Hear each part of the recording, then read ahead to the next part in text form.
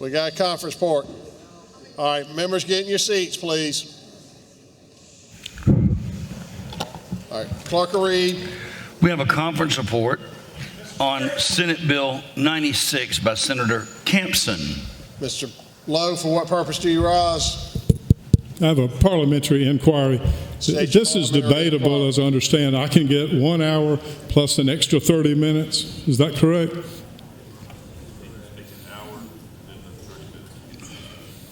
Yes, sir. You get 2 speeches, the clerk tells me, 1 for an hour and 1 for 30 minutes. And multiple people can do that.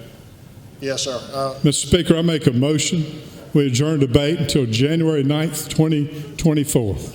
All right. Mr. Lowe makes a motion to adjourn debate until January 9th, 2024. Mr. Elliott makes a motion to table that amendment, that motion. All in favor of tabling, signify by saying aye. Roll call. All right. Who asked? I was in the middle of calling it, but I did not call it. Who asked for a roll call? Who asked? All right. Mr. Lowe asked for a roll call. Do 9 members second that request? 9 members do. Voting on the board. It's a table and motion to adjourn debate.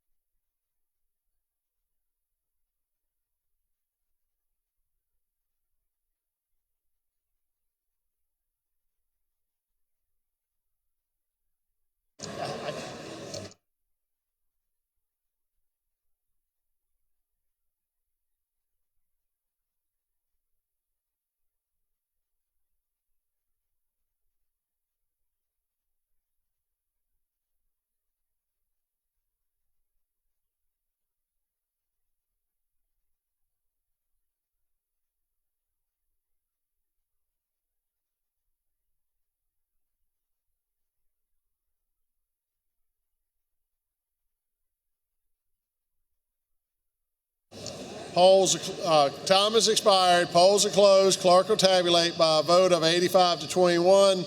The House refuses to adjourn debate on the conference report. So there, Mr. Elliott is recognized to present the conference report. Mr. Elliott.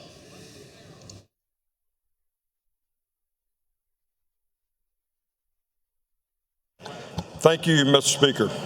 Members of the House, this is S96, the boating safety bill, which we've talked about several times, that would provide a certificate for boating safety for those that are born after July 1st, 2017.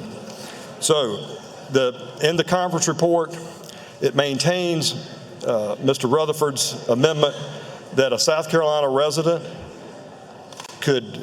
there will be a database required for DNR to record their certificates. A South Carolina resident would be in there. If you're an out-of-state person and you have a certificate in another state, You could then get a South Carolina certificate, but if you're a non-South Carolina resident, you didn't get the South Carolina certificate, then you would have to have your certificate on you. South Carolina residents would not. Mr. Lowe's amendment that we put in there, and that's why we non-concurred yesterday, the Senate insisted on keeping that in, taking that out, and so that Mr. Lowe had an exemption for hunters and fishermen. If they had a hunting license or fishing license, that they would be exempted from getting that. The Senate insisted on that. Y'all, Mr. Lowe made a good case on that. He fought to the end on that. He insisted. The House non-concurred. It's my belief, and I hope the majority of the people in here, that while that's important, the safety of those on South Carolina's waterways is more important than that, and that I ask you to approve the conference report. Thank you. Ms. Elliott, I got a couple people want to ask questions. Will you accept questions? Yes. All right, Mr. Wooten. Mr. Wooten. He was going to speak.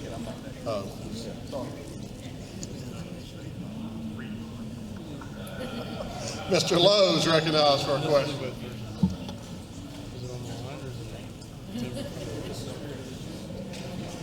Is it working? Thank you. So you guys had a conference together. Were all 6 of you present at that conference? We met in the back with Senator Campson.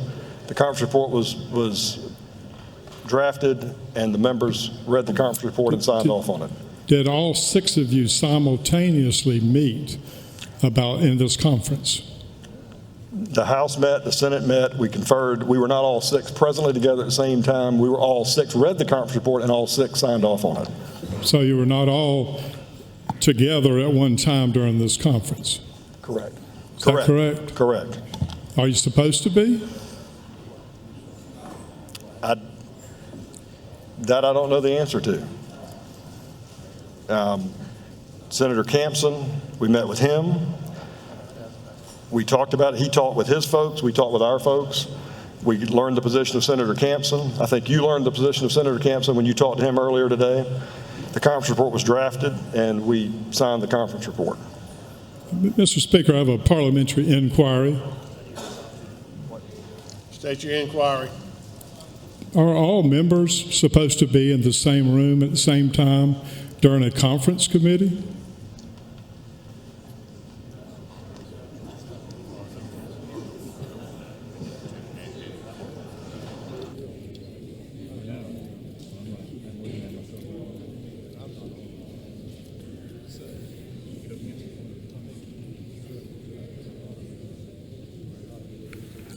Ms. Erickson.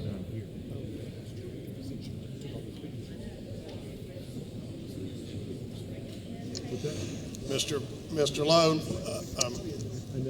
Mr. Elliott, or does anyone want to be heard on this before I rule? Okay. Anyone else want to be heard on this before I rule? Mr. Lowe, first and foremost, there are no rules of a conference committee, and so what I am told by the clerk is that there's no requirement that conference committee meet and do that. There is a conference report that can be had, that as long as it's signed by 3 conferees, and if there was an objection to the process, then the objection should have been lodged during the process before the execution of the conference report and before we explained it. So nonetheless, I do not think that there is any rules for conference committees. Should the conference committee meet? Yes, they should. Should they have a report and then sign the report after they agree upon it? Yes, but I don't know if there's a rule or requirement, and so nothing under our rules allows me to question the report of the conference committee. So has he left the podium, or would he come back to finish questions? He's retaining the podium, I think, to answer questions. Is that? Yeah, he's here to answer questions. Thank you, sir. Thank you, Mr. Speaker. Can you tell me, did anybody actually present the House version of the bill where we had the exception in there for people to hunt and fish and have a dialogue about that? Yes, Mr. Wooten and I talked with Senator Campson about that yesterday. We talked about it with him today. I encourage you to talk to him about it. I encourage him to talk to you about it, and I think the two of y'all talked about it. So yes, sir. Yeah, I did speak to the senator, and he was reluctant to accept that, but I appreciate you saying y'all talked about it. We did talk about it. We talked about it 2 days in a row. Did you think it was an unreasonable amendment? Personally, I did not think it was an unreasonable amendment, and as I stated, and I get your viewpoint on that, Mr. Lowe, but what I do think is that the safety of South Carolinians to enjoy the waterways of our state in as safe a possible condition as they can be, that their safety outweighs the exemption that you are pushing for folks who have hunting and fishing licenses. So how many people were exempted by this bill? I know what you're getting at, because you and I have talked about this, that we're exempting a lot of people. Currently, we're exempting anybody that was born before 2017. Yeah. So Are those not the people that are causing the trouble right now? The people we are exempting, are they the people that are causing the accidents? Mr. Lowe, and you know, we've all talked about this when we talked about it when we did the bill the first time when the House passed it overwhelmingly, that it's been tried before. If we had a situation where we were going to include everybody in that right now, it's unlikely this would pass. And again, starting this, just like we started, is my understanding, hunting safety in, I think, 1994, hunting courses in 1994, that we started that where it was phased in as well. So it's a situation where we're doing what we can to make South Carolina's waterways and South Carolina's citizens safe, and that if we chose to go the route that we're in the discussion with now, that the bill would in all likelihood not pass. And we believe it's important to start where we are. Eventually, that it would require all of those who want to operate boats in South Carolina to obtain this certificate. And again, folks, remember, this certificate that we're talking about getting, you can get, it's an online course. The in-person course is free by DNR. The online course can take you 3 to 6 hours. It's free. Through Boat USA, I believe. You can pay for a course. It's about $39. So it's not an onerous situation, in my opinion. In fact, we talked about this. Mr. Lowe and I have talked about this. If you are someone who is just trying to avoid getting the boating certificate because you want to get a hunting and fishing license, those are renewable. The hunting and fishing licenses are renewable and cost. So you'd be cutting off your nose to spite your face if you were trying to avoid that. Can you explain to me how you can exempt about 4.5 million people out of 5-point-something million people, and you think that you've made the water safe? It's a process that's starting that will capture all of the folks eventually who are going to use boats in South Carolina's waterways. So yes, the bill, it will start off making South Carolina's waterways safer, and it will grow to increase that as time goes on. So yes, sir. So with all of these people exempted, everybody who owns a boat right now is going to be able to go out tomorrow and do the same thing they were doing without having to take the hunter safety course. Do you believe it would have been a much stronger bill to help with safety if everybody who had a boat right now were required to take this test?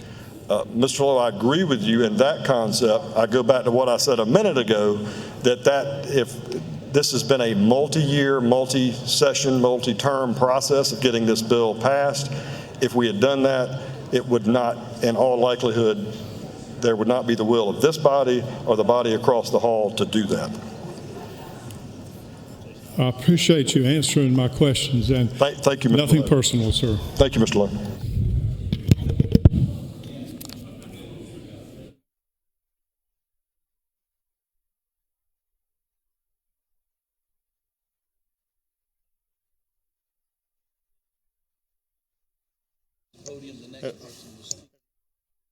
All right. Mr. Elliott's not taking any more questions. So next, Mr.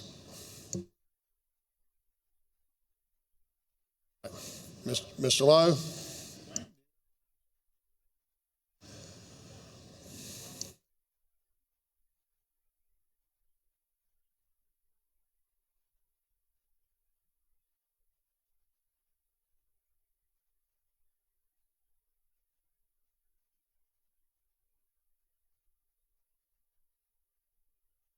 Mr. Lowe is recognized to be heard on the conference report. Mr. Lowe.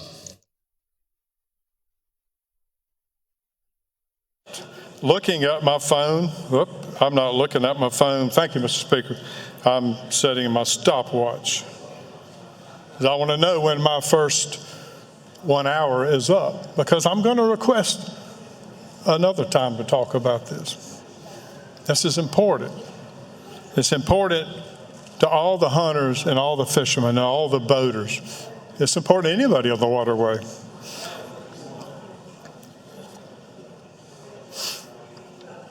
They removed 4,500,000 people from having to be subject to this and tell us that it's going to be safer. Is it?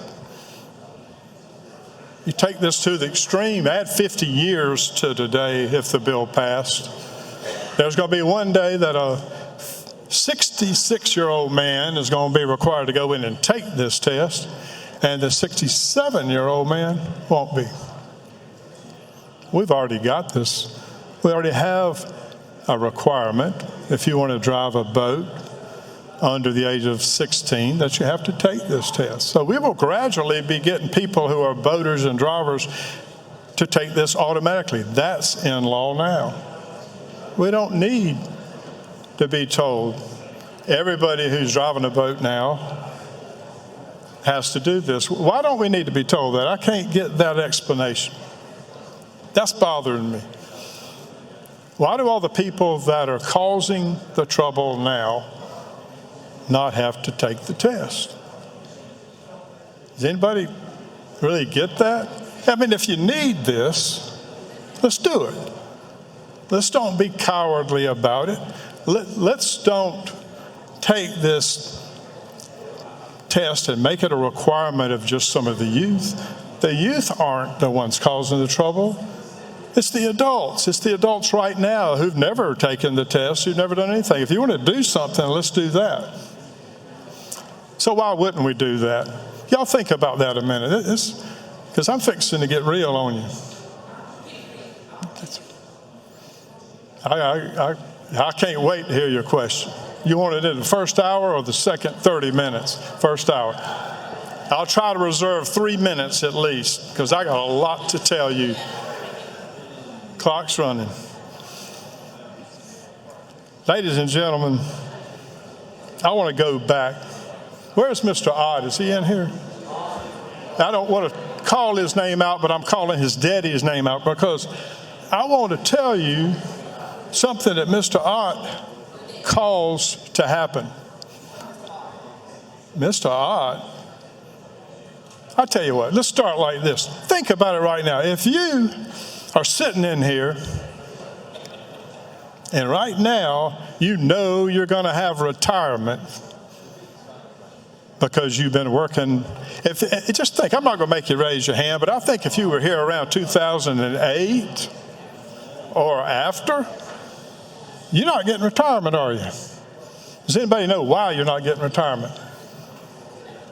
A great friend of mine, Mr. Ott's daddy, Harry Ott, he came up to this same spot right here, guys, and he said, put a little snicker on his face, put up an amendment, said everybody's grandfathered in, but anybody that comes in after us, they're not getting retirement. How you like that? How about that grandfathered in? That worked well for you, didn't it? Did you make it through? Did you make the cut? Yeah, make the cut. Some of them didn't make the cut. I'm a little upset with that, because I believe you worked as hard as I did and you deserve it. But that's what happens when you grandfather in. Everybody says, ha ha, I got mine. But you ain't getting yours. And you didn't. And you never will, because we don't have the courage to bring it back. We're going to bring it back? They deserve it. They're working as hard as I did. Well, that's kind of what's happening here, people. There is no possible way they could pass this bill if they made everybody who drives a boat right now have to take this course. Does anybody believe they could pass it? Anybody? Well, I did a poll on it. I polled. 70% of the people who hunt and fish and boat, they don't want this. But they'll accept it. Why? Why would they accept it, people? Because they're grandfathered in. That's how you pass stuff like this.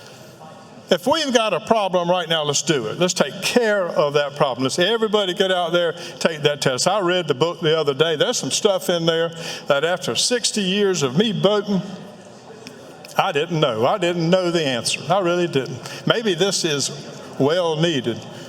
I didn't see anywhere in there that taught me how to pull a trailer.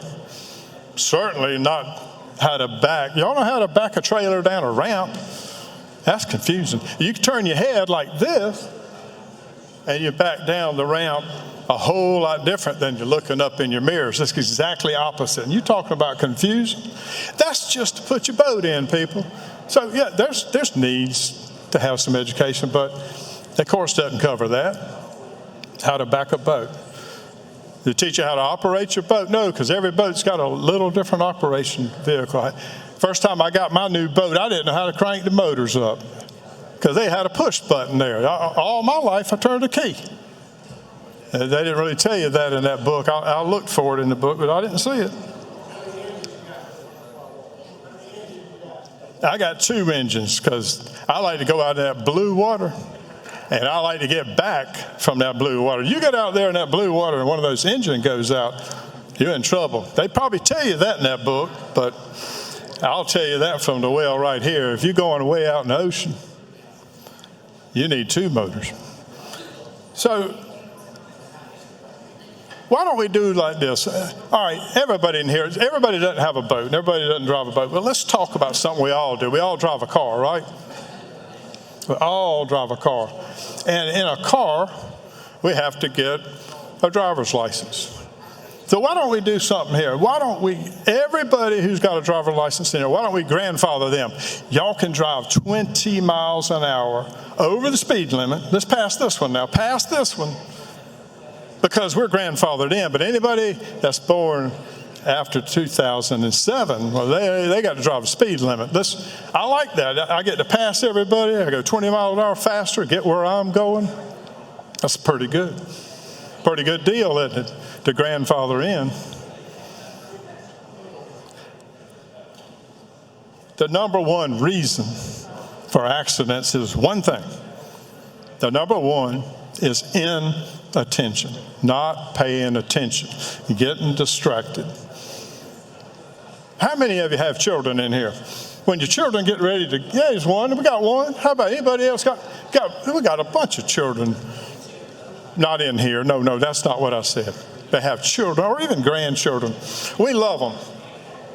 And nearly every time they leave my house, I'll look at my child and I say, don't text and drive. Drive careful.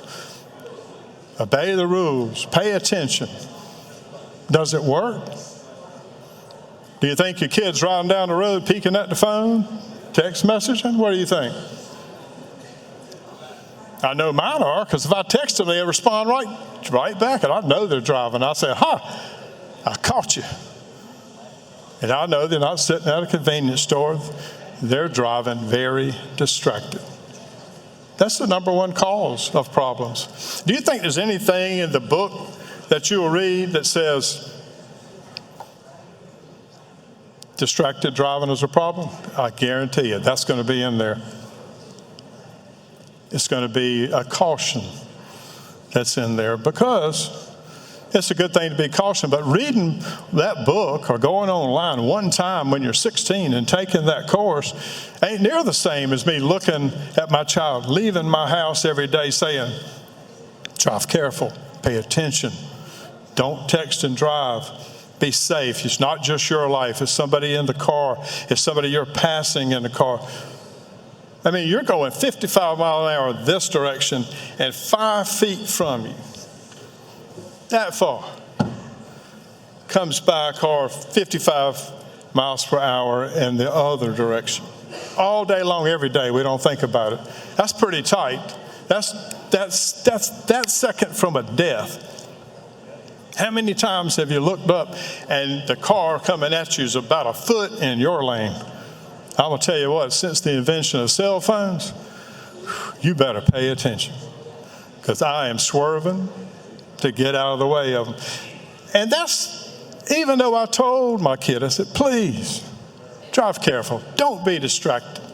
They're busy. They're checking texts, emails. We all do it. We dial phone numbers. We eat cheeseburgers. We're all distracted. That's what's going on in boats too, people. It isn't just what you're doing here.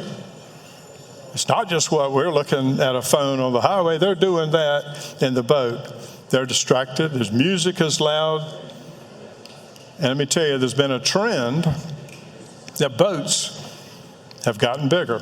That's kind of made them more dangerous because they're fast. They're a lot faster. Man, when I grew up, we had somebody had a 16-foot little V-hull something. We skied behind it and thought we were it.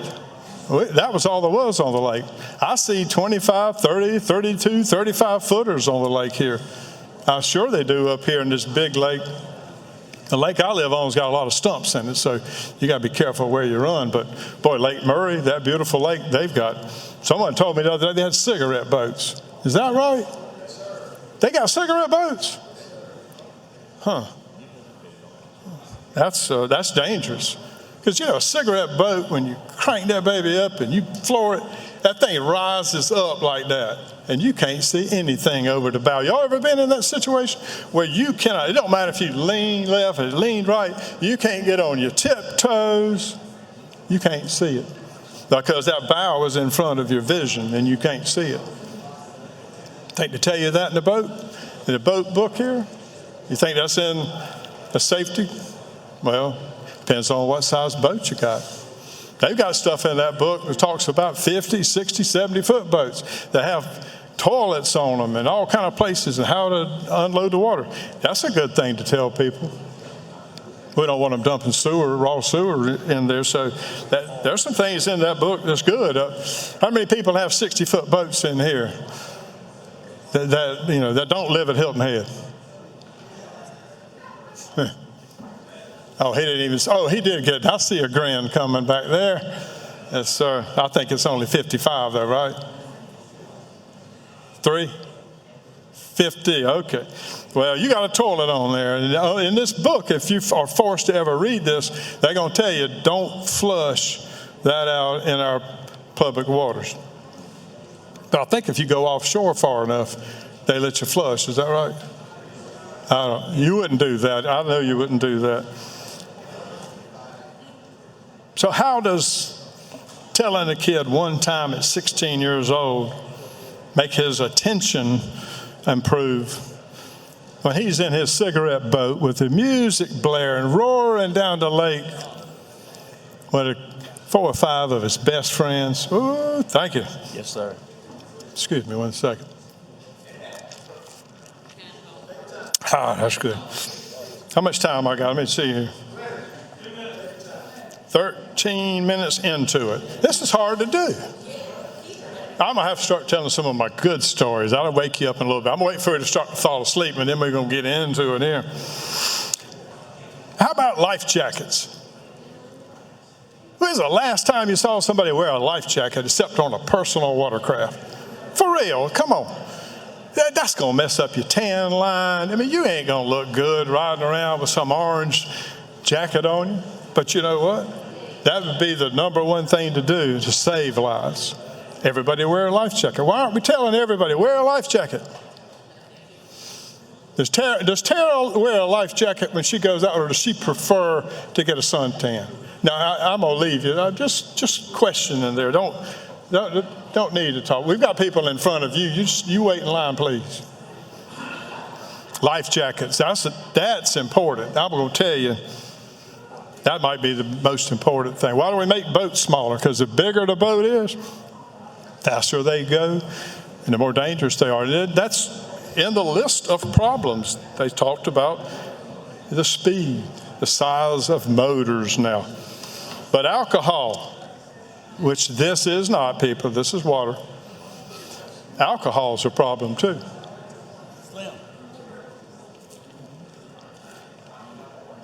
alcohol impairs our ability to drive.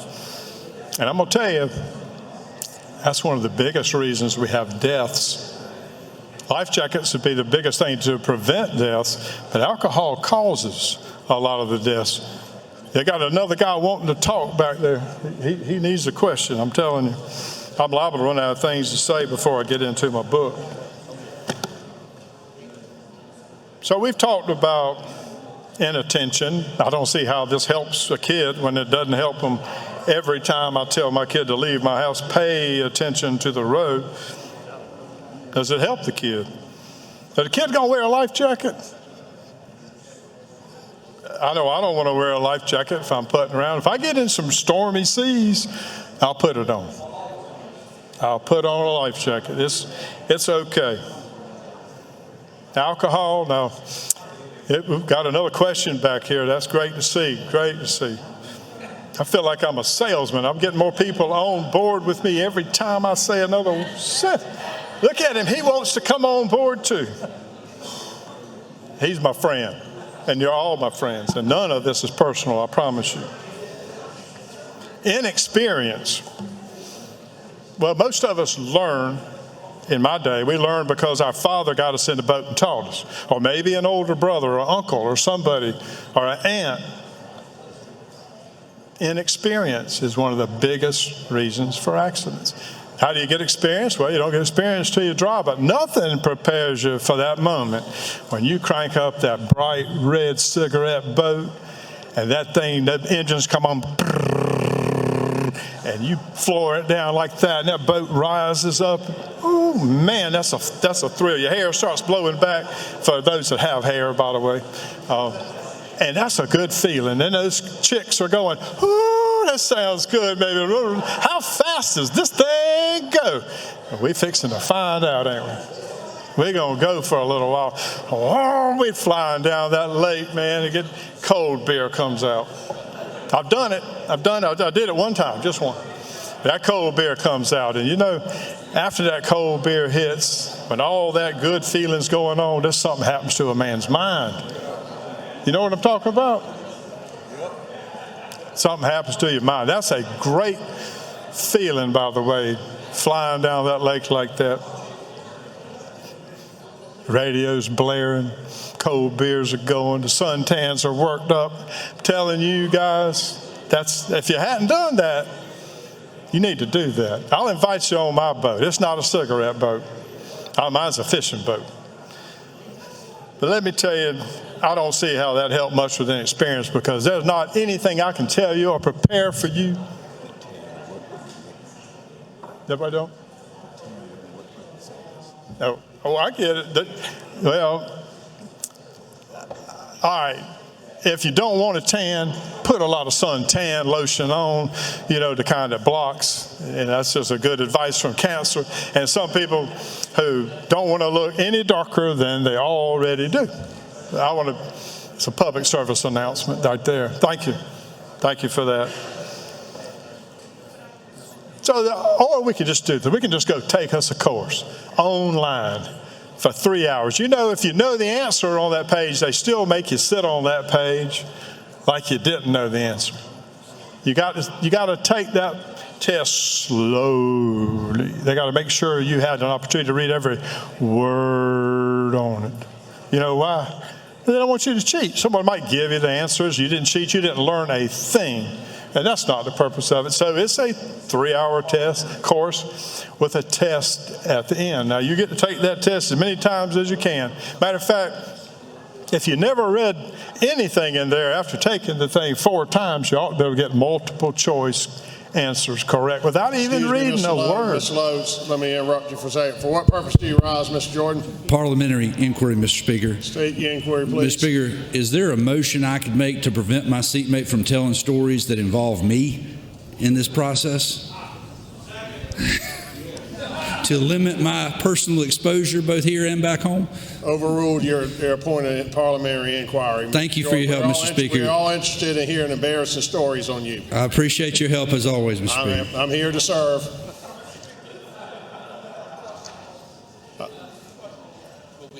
I have a list of questions. For her? Mr. Lowe, are I've you got 'em. accepting questions? No, sir, no, not yet, sir, but thank you for asking. But I will accept questions. It might be in the first hour, but I promise by the second 30 minutes, I will get to your questions, because probably I'm going to answer. Whoa, I'm going to answer that question if you just wait. I like to have a good time, and I don't get to cut up much up here, so this is my day. Y'all know that test they've been talking about. You can read in here, these guys were bragging that the test was free. If y'all looked at it, if I asked y'all to look for this on the DNR website, did anybody take me up on that and look to see if this test was free? The free test is the one where it takes 6 hours. And they come within, 100 miles of your house and put on a test about once a quarter, once every half year. And you can take that test. That would be the one I would advise. I'm sure you learn more looking at it and talking to somebody directly. I really do. The fee is $39.95. That's not much to ask, is it? Of course, if you'd have my hunting and fishing people, for about $11.50 or so, you could have had a fishing license. But instead, you got to pay $40.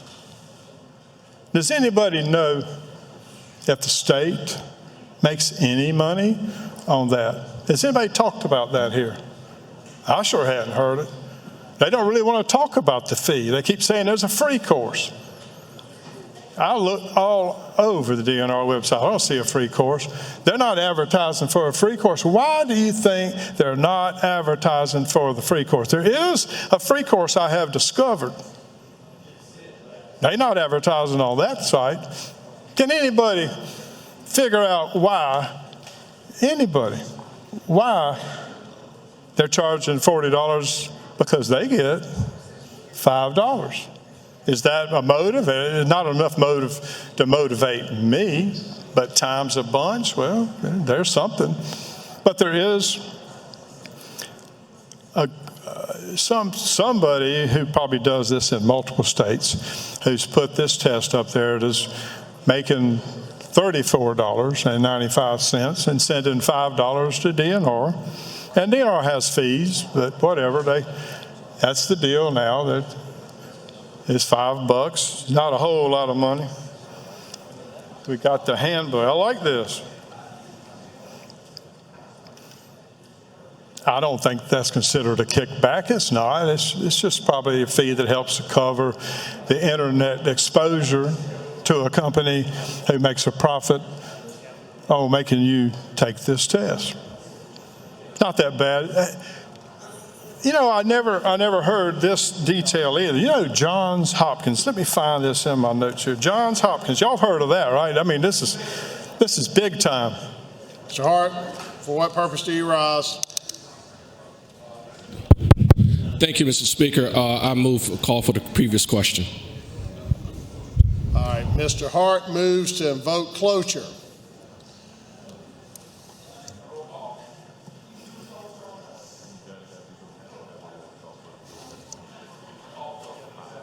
All right, invoke. There's a motion. Mr. Hart moves to invoke cloture, moves the previous question, and we're going to have a roll call vote because you have to have 50 plus 5 in order to invoke 50% plus 5 to invoke cloture. So we're on the board. We're voting on the board. Question is whether you invoke cloture. Vote green to invoke cloture. Vote red to not invoke cloture.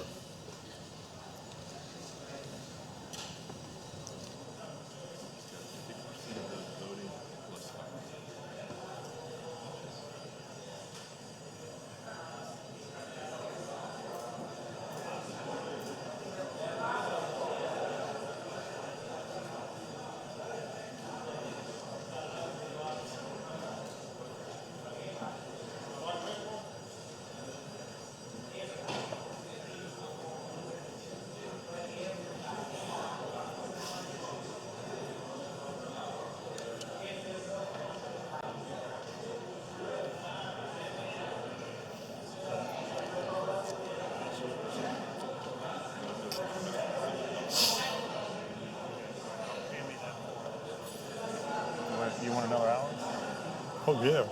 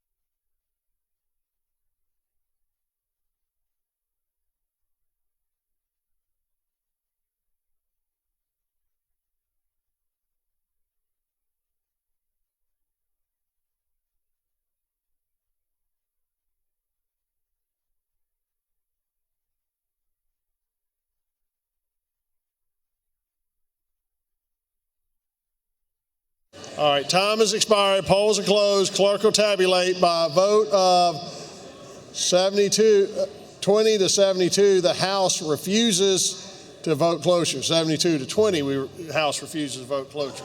So, Mr. Lowe, will you suspend for a second? We have a message from the Senate. Several messages from the Senate. This does not interrupt your time.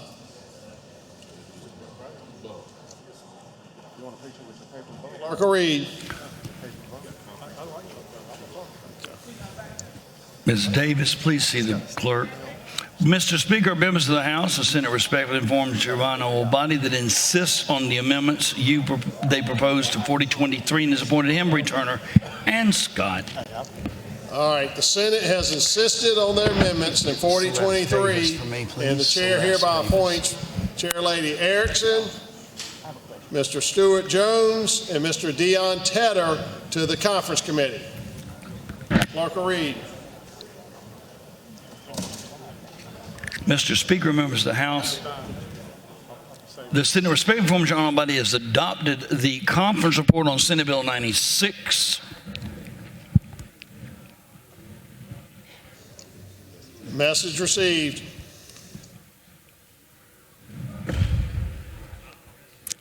We have a message from the Senate. Mr. Speaker, members of the House, Senate respectfully informs the body it concurs in the amendments you proposed to Senate 284. Message received. Mr. Speaker, members of the House, the Senate respectfully informs the body it concurs in the amendments you proposed to Senate 31. Message received.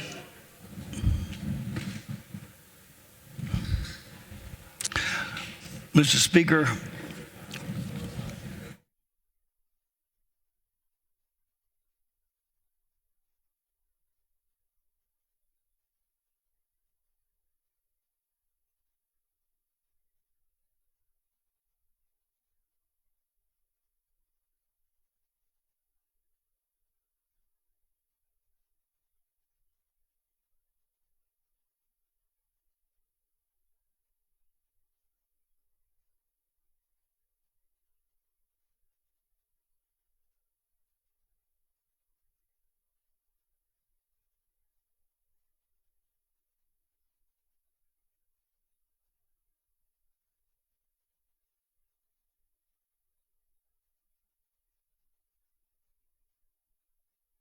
All right. Clerk will read.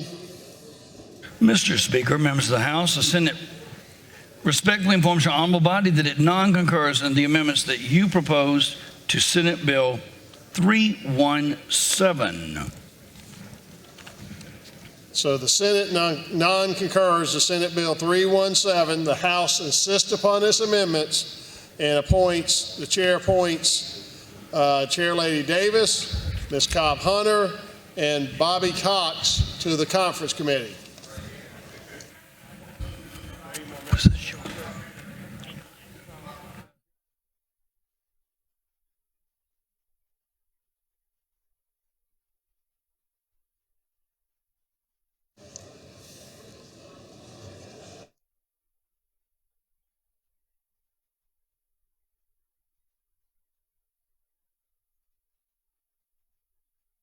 Mr. Speaker, members of the House, The Senate respectfully informs your honorable body that it non-concurs the amendments you proposed to Senate Bill 108.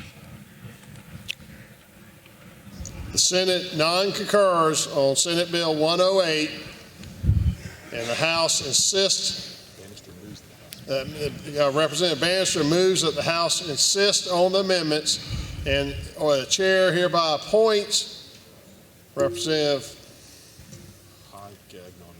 Hyde, Gagnon, and Howard.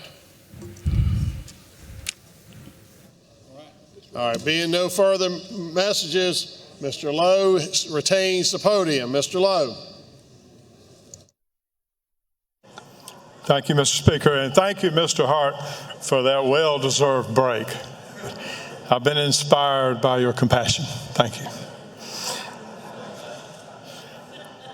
And while we were up there, someone brought me a boat. Now, mine looks a little better, but this means something to me. I got a steering wheel in this thing. That's important. There's some that are rudder driven, you know. Some sailboats are driven by rudders.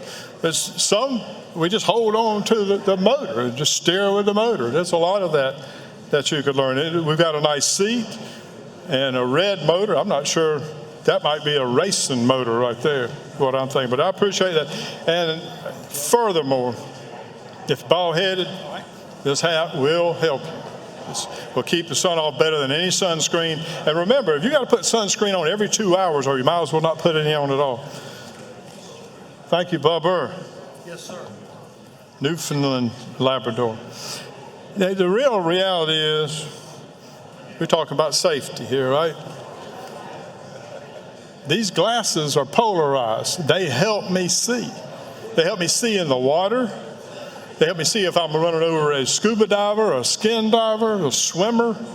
They help me so I can see better if I'm looking into the sun. Let me tell you, sometimes that sun is on that horizon, and without glasses, it's certainly not safe because you can't see. So always have a good pair of polarized sunglasses on. And those are truly important things to talk about. That's probably covered in the book too. And I don't mean to be too silly about it. I know I'm being silly. I'm intentionally being silly. I'm doing something I've never done before. I've never stood up here and tried to run out the clock. I respect your time more than that, and I honestly feel bad about being here doing this.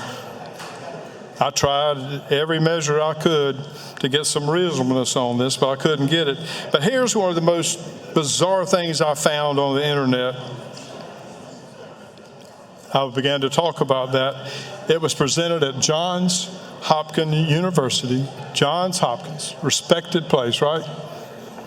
In the year 2020, and they had done a study to see if they actually had a decrease in the number of accidents in states that had this law and states versus states that don't. Was it an increase, decrease, whatever? And this astonished me, people, because I just couldn't believe it. It says, quote, it was an increased number of safety ID cards, that means you took this test, translated to an increase in boating accidents. No way. I mean, no way you could get.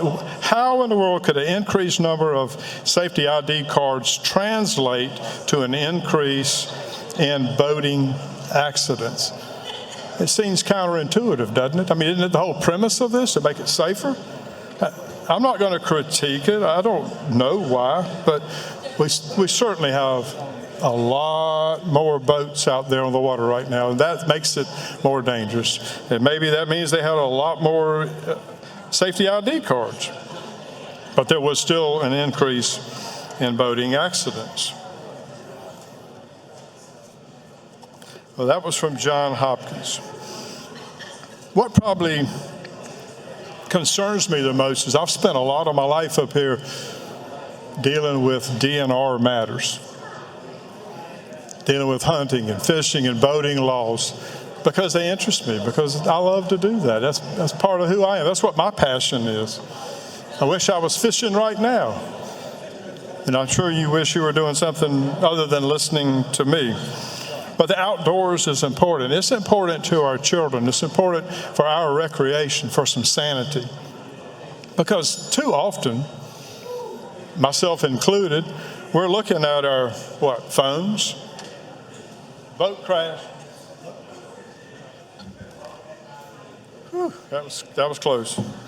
We're looking at our phones. We get distracted. That's what happened there. I looked at my phone. I got distracted. The boat crashed. Did you see that? It's miraculous. But that's how this stuff happens. I want kids to get off these things a little bit. I want them to get away from their computers, the video games they're playing all day. I want them to partake in outdoor recreational activities of all types. Outdoors on the water and hunting and fishing and things like that are one of the places I would want them to be really more than any.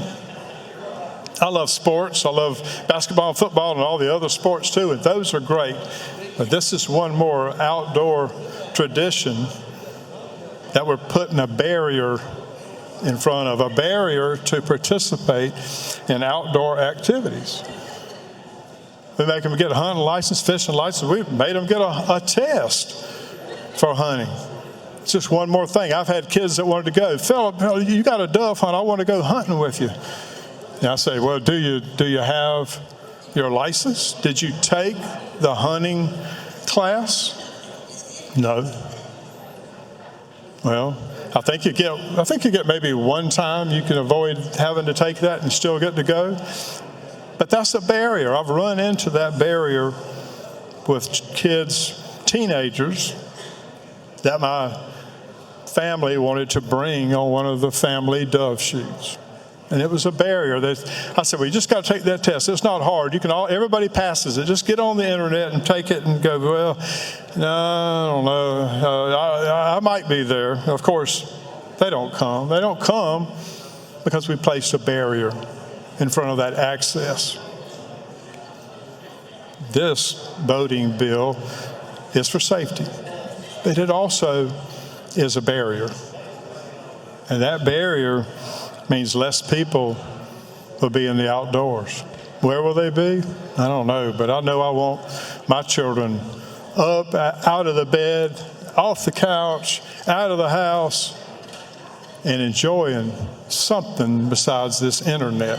This internet has corrupted our minds, it's corrupted our lives, it's made us unhealthier, it's made us gain weight. We sit there, all these contraptions, and spend countless hours. Who's not looking at their phone or looking at the internet right now? Just a few. Most of us are. We're enthralled by it. Why do we want to put another barrier up? I mean, it sounds good. It does. It sounds good. But you're asking them to ask government for permission to drive a boat, to get out on the water. Well, not if it's a little boat, right? What, 10 horsepower? Is that what it is? 10, 15 horsepower? You don't need one then. You know, I read in there the other day that some fishermen were killed. Now, do you think the fishermen that were fishing at the time ran over somebody? Probably not. They were sitting there, probably sitting still. At most, they could have been trolling, 2 or 3 miles an hour. That's pretty slow. Offshore, we troll at like 7 miles an hour. That's pretty hard to hit something at 7 miles an hour in the big old ocean. But we're asking for permission from our government to go out and enjoy the outdoors, to get in a boat. So if 10 horsepower is fine. You can't get hurt in a 10 horsepower, right? I was driving down the river one time. It had the tiller handle. That's where you're holding on to that 9.8 mercury. That would have just made it under this cut. And the thing slid up off the transom. Lo and behold, I'm holding this. It's no longer connected to the boat. The only thing connected to the boat is my hand to that tiller handle. And every time I try to cut it down, when I let go, it speed back up. And it was just about to pull me in the water with it, with a motor running and cranked up. And after that, I learned an important safety lesson. You better bolt that thing down. You can't just screw those handles down. You got to get back there and put a bolt in there. You've got to make that attached to the boat better. That's one of those that you learn and you never forget. You're glad you made it through it, and you didn't get a beating from your daddy from dropping that motor down in the water. 9.8 in the bottom of the river. You may never see it again. But that poll was interesting that I took. The poll said 65% of the people, 65% of the boaters and fishermen, the hunting fishermen, the hardest core people, they didn't want this law to pass. And then I put a little teaser in there. You know how you just kind of add one more little thing just to learn something. I said, but would you accept it? Would you accept it if you were grandfathered in? Would it be okay to pass this bill? No. That wasn't okay either. Only 5% chose that option. They flat out just don't want it, people. You've got to think who your voters are. Most people don't care if they're not on the water, but your boaters and your hunters and your fishermen who are on these waters all the time, they don't want this bill.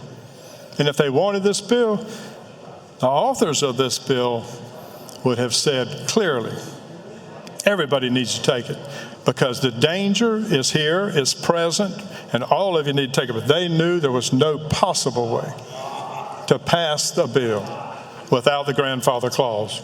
Just wouldn't happen.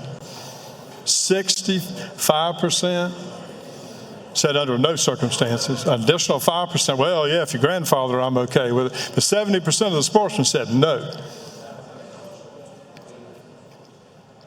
You know, the easiest way to get a mailer out to sportsmen? Hey, just go online. Go online, you can find out, you can get the names and addresses of everybody who has a hunting license or a fishing license. You may have an opponent this next time. They don't send it out to everybody, but they're going to send it out to the hunters and the fishermen and say, did y'all want this? Did you really want another thing to ask permission from our government? Did you want them to trample on your ability to exercise your constitutional right to hunt and fish? I was here when we got that law passed. It had to go before the voters of the entire state. And overwhelmingly, did they support our rights to hunt, fish, and trap. It's important to the people of South Carolina. Our heritage, our youthfulness, our times on the rivers and the lakes and the oceans are so valuable. They're valuable to spend that time with your kids, to bring them up in that world a little bit, to let them see something beside the inside of a building. This place is a barrier. It's not impossible. It's a barrier. You got to pay for it. Do all of the kids in your district have money to pay for it? Inflation's up 20%. No big deal. Yeah, it's just $40, right? Just $40. $40. You want to tell them they got to spend $40? Why don't we make it free? Why don't we take this back to committee? Work out a couple reasonable exceptions. I can't make this bill go to committee now. I don't even think that's a motion I can make. But we could put it off to next year. I made that motion. I might make that motion at the end of my 1 hour to see if maybe we can figure out some things. I know there are honorable people that are promoting this, and I understand a lot of their reasons. I'd love to work with them. I tried to work with them. I'd love to have that opportunity. Let's see how much time we've got. Well, 44. We're not but 15 minutes from finding out. Mr. Speaker, I have bored him asleep.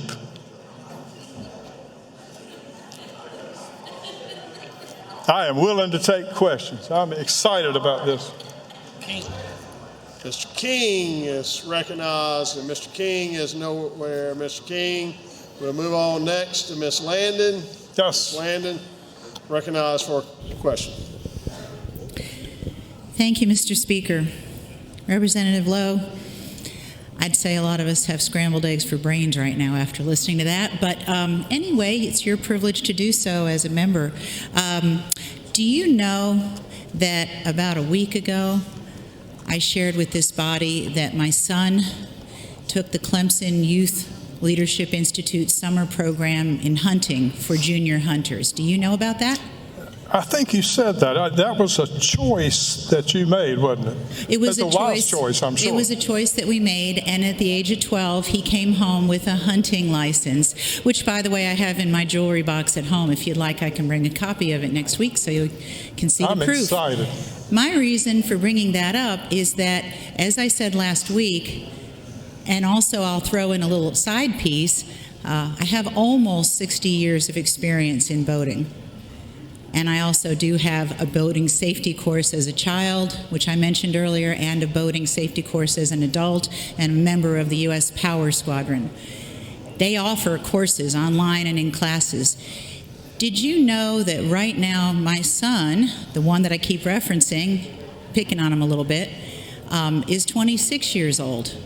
And even today is 26 years old, which means that based on our law that our bill that we passed through the House with the intention of phasing in this safe boating course, because we know we could not get everybody to take a safe boating course by July 1st of this year. Do you know that even now, 14 years after he got that hunting license, he could not handle a boat by himself? He doesn't want to get in the boat by himself? Sir? I couldn't hear that last part. I said, did you know that even with that hunting license and even being 26, which means he's 10 years older than the requirement of this bill, because we had to do something to phase it in. We could not do it where everybody had to all of a sudden take a course. Do you know that even now he still cannot handle a boat? Sounds like a lot of inexperience, doesn't it? It is, and my point is we had to start somewhere. There is no way that in providing a sensible solution for the accidents that happen that have taken lives, that we could say all of a sudden as a body, as of July 1st of this year, everyone that doesn't have a license through some other means, either the Coast Guard Auxiliary or through DNR or through any of the courses available out there, would have to take it before they could be out on the water. You are correct. People were exempted. However, wouldn't it be better to start somewhere so that gradually we can get the more safe boaters we have out there, the safer our waters will be for everyone? I have a question for you. How is it against your hunters and your fishermen that you're trying to support? How is it against them if people under 16 years of age need to take a safe boating course? How is it hurting them one bit? So currently they have to take it if they're under 16. But here's what... Not if they're over 16. Excuse. So what puzzles me is you just said that you had a 26-year-old son that took an excellent course and then admitted he still doesn't know how to run a boat. No, sir. I said he has a hunting license, which has nothing to do with safe boating. I have another question since you didn't want to answer that other one. My other question is, I have a question about hunting and fishing. To my knowledge, because I live right near the ocean, right near rivers, you don't have to go out on a boat to hunt.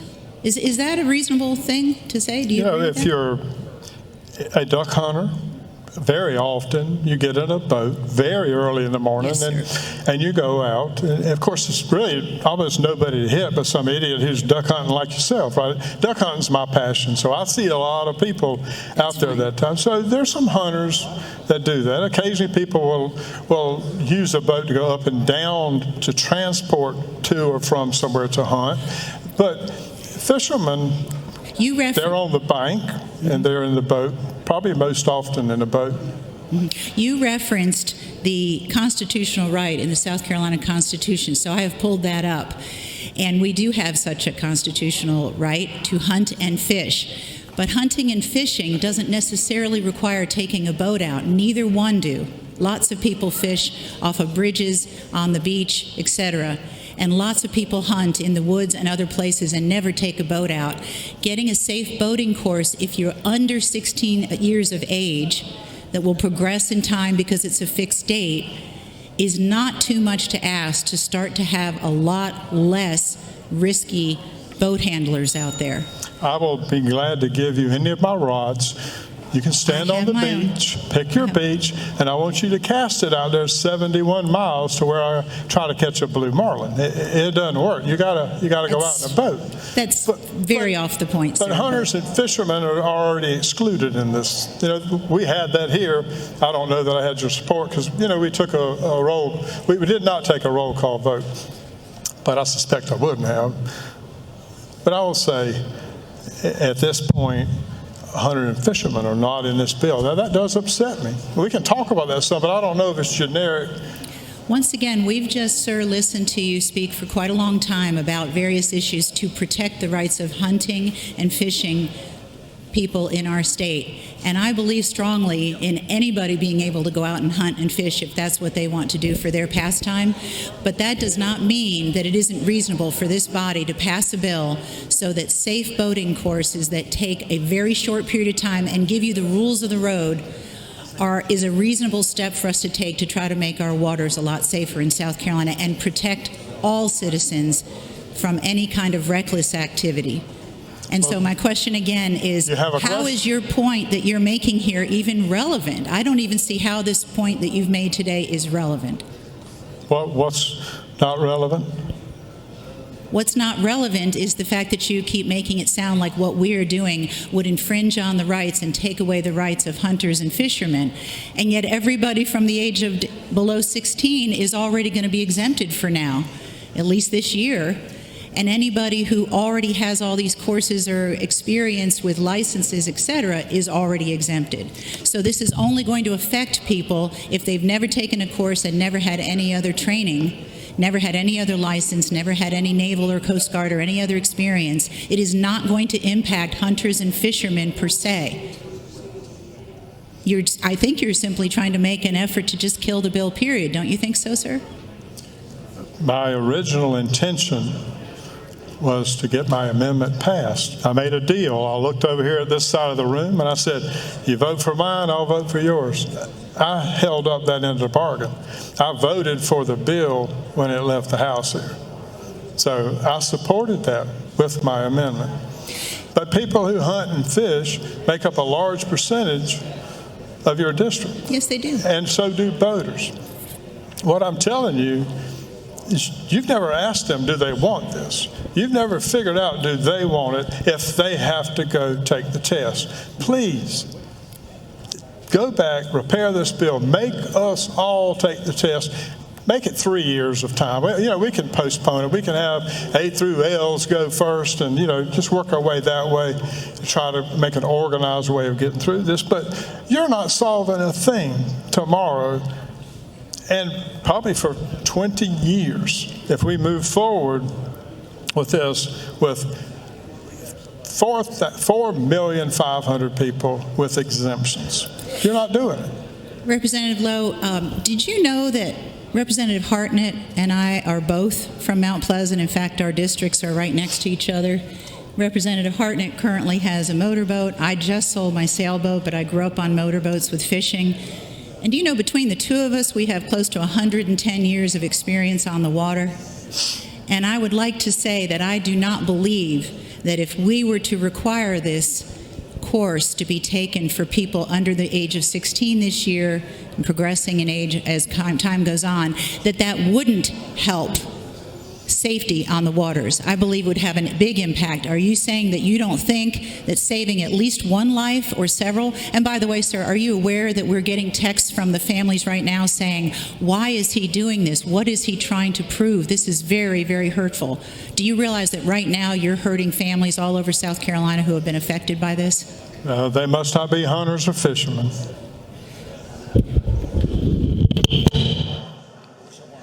All right, Mr. Taylor, recognized for a question. Mr. Taylor.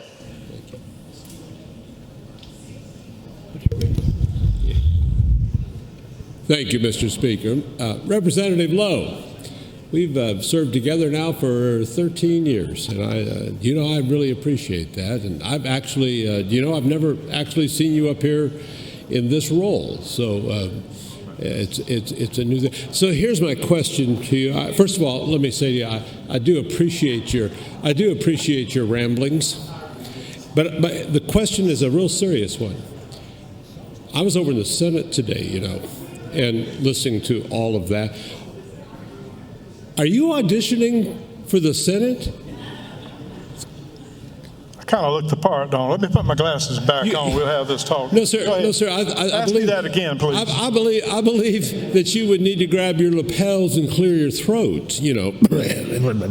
But I do think the thing you're doing here is it does remind me of the Senate. So the question I have is, are you leaving us? Are you going to go to the Senate? You're going to run for the Senate? There is a senator over there, and his nickname for me is Super Cool. Yeah. Okay. Well, thank you for that. That's good. It's a good thought. You're trying to get rid of me. Yes, sir. I tell you. Are you trying to get rid of me? You're doing very well to practicing to be a senator. Thank you. Thank you for all that support. All right, Mr. Wheeler is recognized for a question. Mr. Wheeler. Thank you, Mr. Speaker. Thank you, Mr. Lowe, for taking my question. Do you know or do you recall, I supported your amendment last week. We discussed it a good bit. Is that correct? I'm sorry, I couldn't quite hear. Do you recall, I supported your amendment last week. I thought it was a good idea. Yes, you did. Thank you, sir. And I wish it was still in there, but it's been taken out at this point, whether we have anything to do with it or not right this second. Is that fair to say? Well, if you support it, would it be a good idea that we just put this one on hold a minute and maybe start back over next year? I mean, I heard him say, I've heard basically everybody on the other side, most people on the other side say they supported the amendment too. So maybe we just cool it, chill, hold the brakes, and see if we maybe can get this to come out and improve it next year. Well, and I think pumping the brakes, you bring up an excellent point, but and I think I told you this on Tuesday when we got together. I just texted a big hunter and fisherman that I know well in my district to ask his opinion on this. Did you know he's at a funeral right now, Mr. Lowe? He's at a funeral? At a funeral right now. Place. That's sad. That's sad. It is sad. Your kids, I think much like mine, are largely grown. Is that right? Yeah, they're like close to 30. 20s, 30s. From the time they were little and they first started walking, could you tell when they came into your room at night when something was wrong? Whether Daddy, I'm sick. Daddy, something's wrong. Could you usually figure out that something's wrong when they first came in the door? Or when they came in to play? Yeah, Mama usually told me when something was wrong. Well, it's funny, but let me tell you my experience last Friday night. Now, I don't want to hear a sad story now. It's sad. I don't You need want to to hear cry up it. here. You're going to take up my last 3 minutes with a story we're all going to cry? Yes, sir. I am. Okay, go ahead. Correct you. You got 2 minutes and 29 seconds, Yes. Mr. Lowe. If you'll just let me get the question out, I'll appreciate it. But thank you, Mr. You Speaker. got a minute, please. Yes, sir. I was awakened. Did you know I was awakened at 11:30 last Friday night by one of my children? The purpose of being awakened was to say, Dad, I may need to go to the boat landing at Highway 601 because a close friend of mine who was fishing in the river was just killed by another boater. Can you imagine what that's like, being woken up in the middle of the night to that kind of news if it was your child? That'd be a terrible, terrible day. And I make a lot of silly jokes up here, and it doesn't take away from that. But it sounds like he was the one fishing, right? He was. So maybe the fisherman didn't cause him that problem, did he? What do you think by not doing anything? Because essentially what we're saying is because we don't have your amendment that I very much liked, we're going to kill this whole thing for another year. That's what you're, in essence, what you want to do. Let's knock it out in January next year. Let's knock it out. We can do it. January. How many people I'm do you going to make think? that movement in just about a minute, unless the speaker tells me it's a minute and 12 seconds. If anybody else gets woken up in the middle of the night between now and January, would you like them to call you? I'll take all that in consideration. It would Thank be you, a Mr. Lowe. very sad day. So as I get close to the end, I will be moving to see if we can move this till January. Ms. Cobb Hunter. Ms. Cobb Hunter. Gagnon. Ms. Gagnon, no dice. Mr. Bailey. Mr. Bailey's recognized for a question. Thank you, Representative Lowe. I appreciate you approaching this subject because, as you well know, I'm from the Little River area, and I have probably 2,000 boats in dry storage within a quarter of a mile. Fishermen every day are going up and down my section of the Intercoastal Waterway, as you well know. I don't per se have a boat, and I heard the description of your boat, and obviously it must be a nice boat because I've heard several representatives say that they've been on your boat. So as I talk to people in my area who are concerned about what's going on the Intercoastal Waterway and how to provide a safer environment, they ask me what we can do, and these are fishermen. And we had one particular meeting where over Bailey, 200... I hate to interrupt you, but Mr. Lowe, your time on this amendment, your hour has expired, and if you could hold on 1 second for me before, if we could stall here with your consent, you still could, I'll recognize you when we get back on this. I like to recur the morning hour. We have the DHEC bill. I like to read the bill and ask the body. I believe the body's going to be asked to non-concur so we can appoint conferees before we adjourn today. So with your consent, I would ask if I'd be allowed to do that. All right, Mr. Lowe moves to recur the morning hour, and the clerk will read. Unadopted. All right, that brings us back to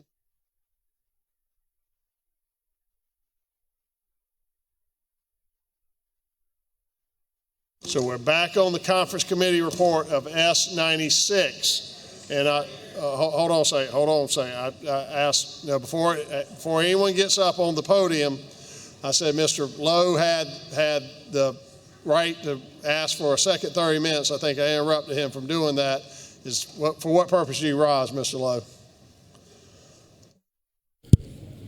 I will speak again. I think Mr. Rutherford wanted to go, but I want to make a motion right now. Okay, the motion would be that we adjourn debate on this bill until January the 9th. All right, Mr. Lowe moves to adjourn debate till January 9th, 2024. All right, Mr. Elliott moves to table that motion. Mr. Lowe requests a roll call to non-members second that request.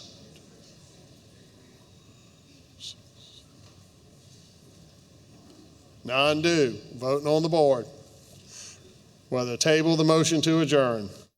Adjourn debate, sorry, not to adjourn.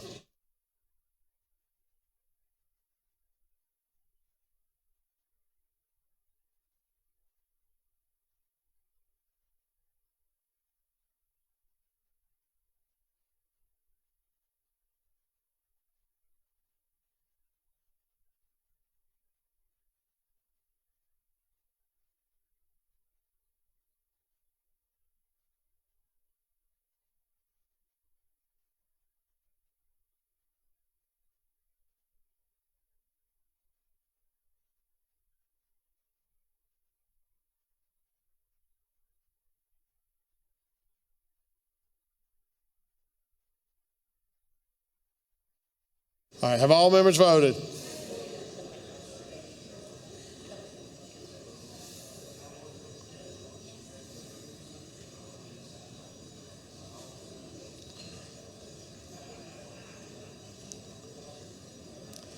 All right. All members voted.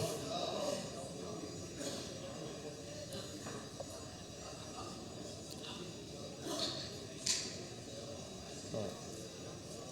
Okay. 10 minutes.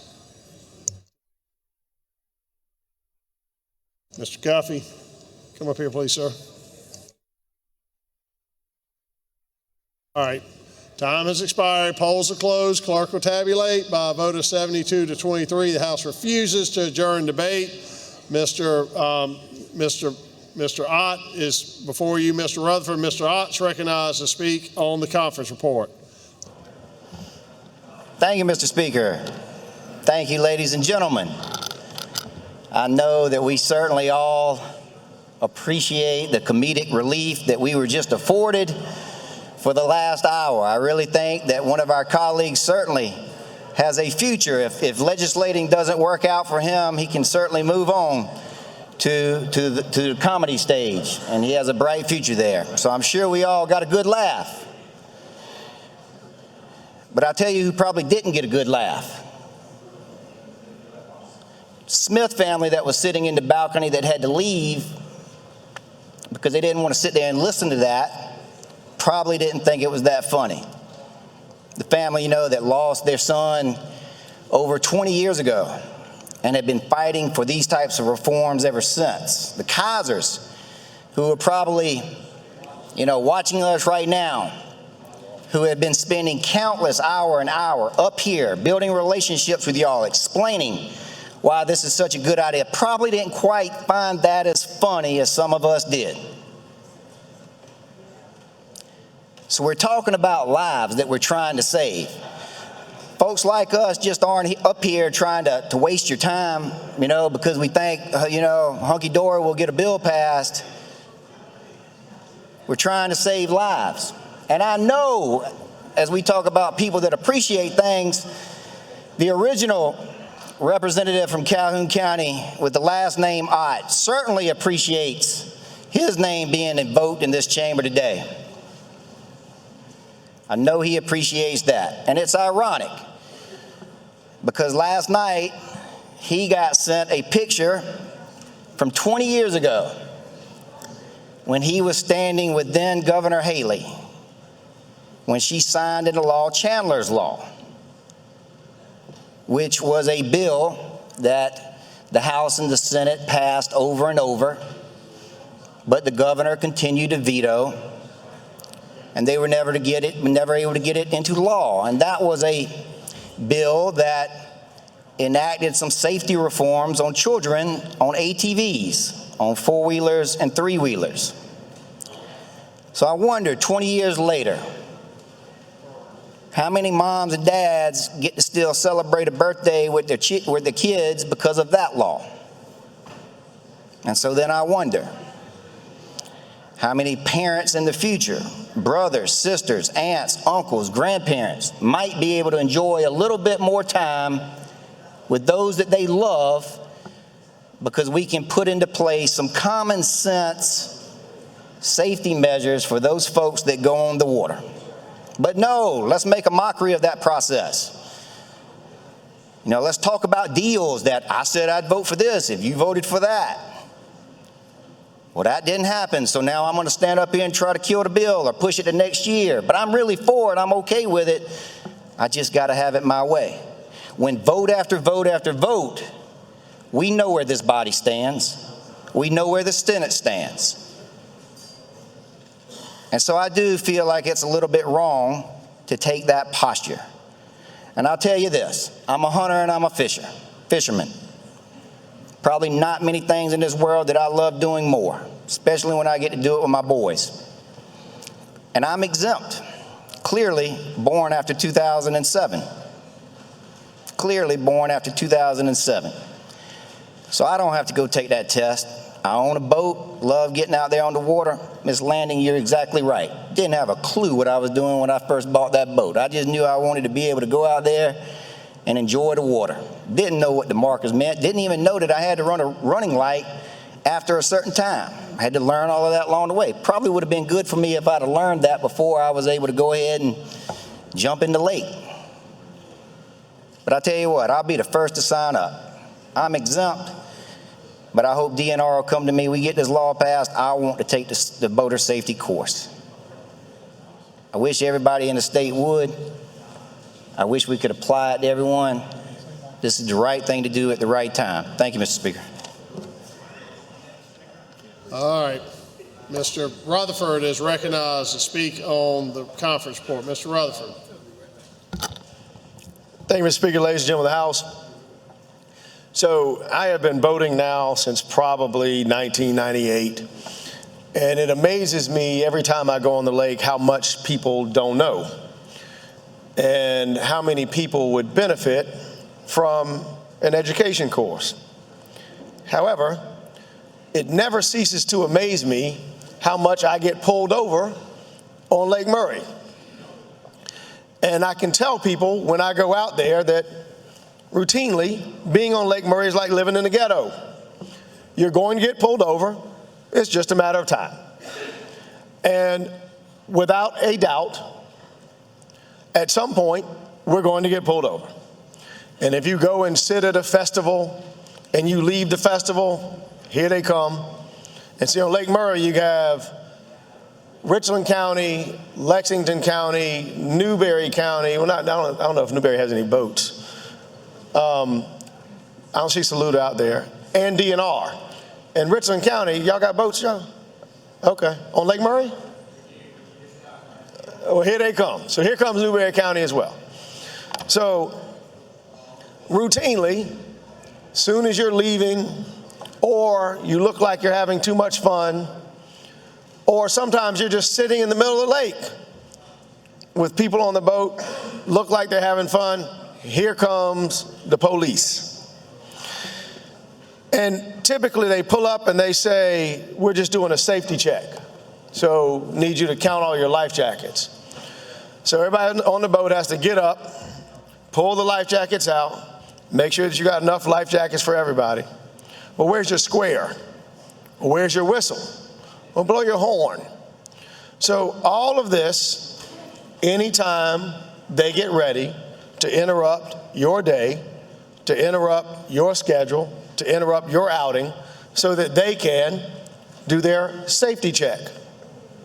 So several years ago, while we were on criminal laws, we posed the question, what gives you all the authority to pull people over and do a safety check? So they brought us the law. The law was regarding offshore boating in relation to the Coast Guard. It did not approve DNR to pull people over without probable cause. It did not.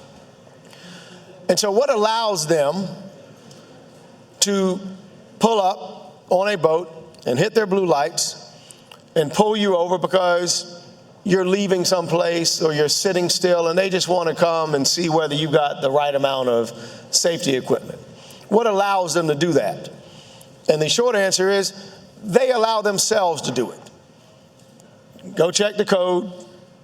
Go see what you can find in terms of probable cause. Go see what you can find in terms of reasonable suspicion. Go see what you can find in terms of authority to pull someone over and eventually write them a ticket. And you won't find it because I've looked and others have looked.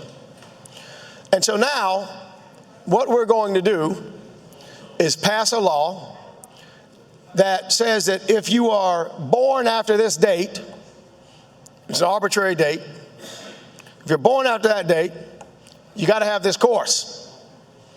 And my son, he's already taken the course. He's so proud. He carries the only thing he got in his wallet is his boating license. I never really knew what it did until all this debate started. Now I know it. He now can show it anytime he gets pulled over. And so what you all saw was, I said, well, here's the problem. When I go out on a boat or a jet ski, I intentionally don't take anything with me because stuff falls in the water. Lake Murray has claimed more phones, more wallets, more money, more glasses, shades than anything I've ever seen in my life. It's inevitably going to end up at the bottom of the lake. And once it goes down about 2 feet, it's almost impossible to find it. So I encourage my son, don't take it with you because you will lose it. And I don't know where to get another boating license for a 13-year-old. But we took care of that in this bill. And when I posed the amendment, I told them, I would like for you all to do this, but I'm not going to support the bill. So for those of you that are wondering why we talked about the amendment that I proposed, and it stuck in, at least up until now. Well, how come I'm not supporting the bill? And I'm not supporting the bill because, again, how is a DNR officer, Richland County Boat Police officer, Lexington County Boat Police officer supposed to know how old someone is? The way that they will find out is they will pull them over. And so now we are inviting government into our lives because the gray hair on my head appears a little bit more now because I haven't had a haircut in a minute. But if I cut my hair, does that mean that a DNR officer from a long way away can see me and go, well, I didn't know how old you were, so I thought you were young enough. But while I got you, let me go through your equipment. Let me see your fire extinguisher. Let me see your throw. Let me see your whistle. Let's count your life jackets. Where's your paperwork? Because that's what we've done. We have given government another option to enter into our lives. And so we've heard talk about safety. Well, I spend a lot of time on the Criminal Laws Committee, and safety always comes up. Always. And inevitably it is said, if we are able to save one life.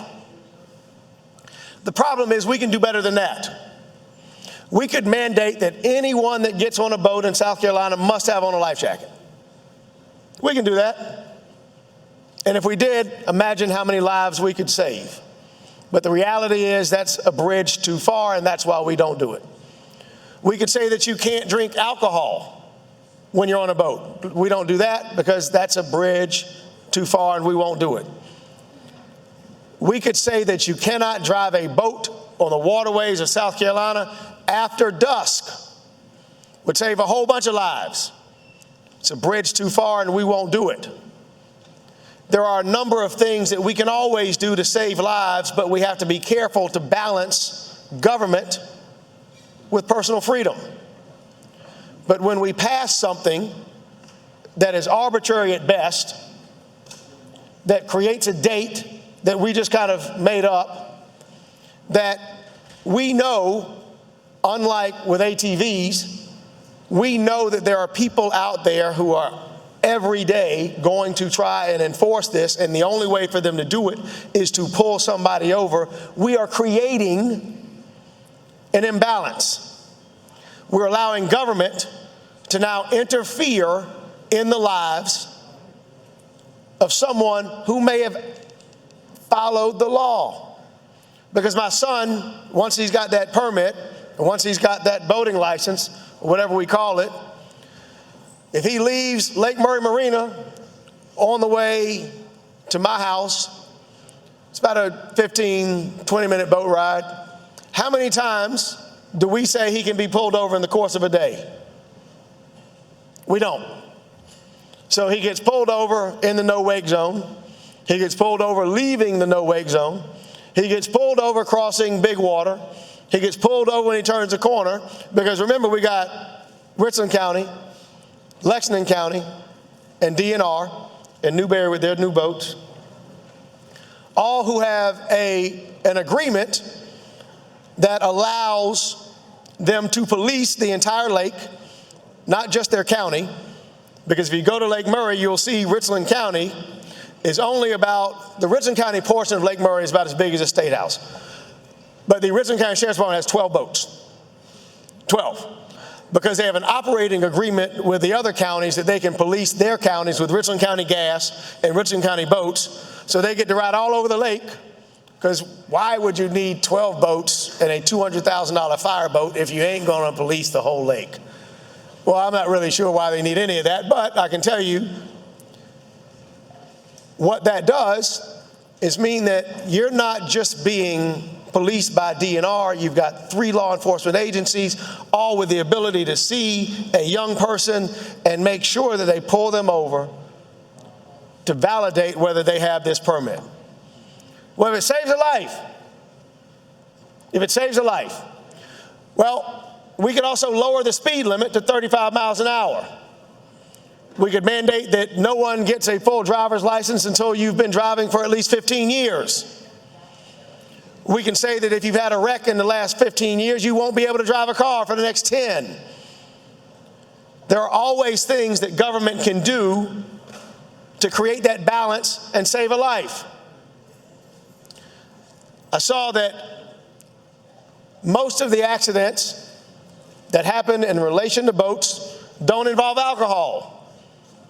Now, I don't know how they created that stat, because when I'm on the lake, that's where I see the problems coming from.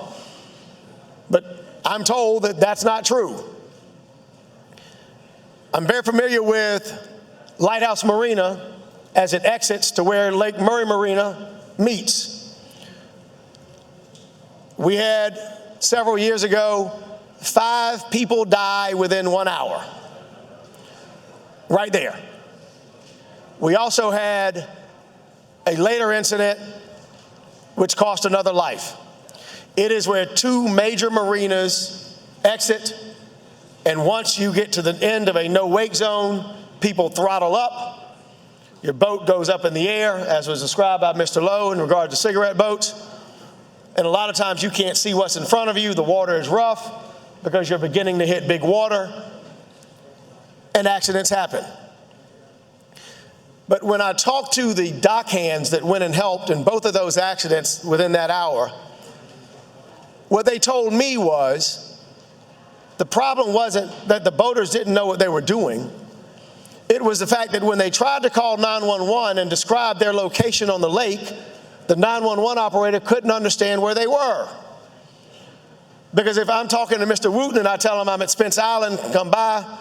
If I tell Mr. Bamberg I'm at Sandy Beach, come by. If I tell them I'm at Baum Island, come by. They know my location because they're on the lake. But a 911 operator doesn't know where Spence Plantation is. A 911 operator doesn't know where Lake Murray Marina and Lighthouse Marina are in proximity to each other on the water.